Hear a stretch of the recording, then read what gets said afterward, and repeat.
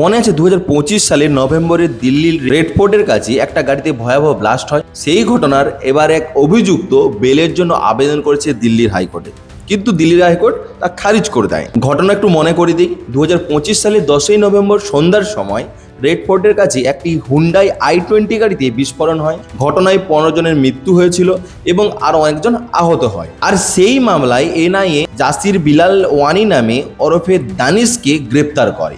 এনআইএর অভিযোগ সে এই মামলার সঙ্গে জড়িত ছিল এবং টেকনিক্যাল সাপোর্ট দিয়েছিল। এবার সে আদালতে ডিফল্ট বেল চায়। সহজ করে বললে, নির্দিষ্ট সময়ের মধ্যে তদন্ত শেষ করে চার্জশিট জমা না দিতে পারলে কিছু ক্ষেত্রে অভিযুক্ত ডিফল্ট বেল চাইতে পারে।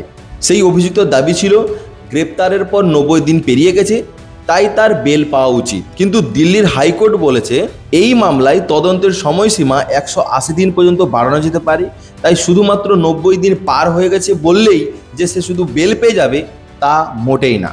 অর্থাৎ সে আপাতত এই মামলায় জেলেই থাকবে আর আইনি প্রক্রিয়া চলতে থাকবে। আর এই ব্লাস্টের সঙ্গে যারা জড়িত ছিল তাদের যেন ফাঁসি হয়, কাউকে ছাড়া না হয়। আপনার কি মনে হয়?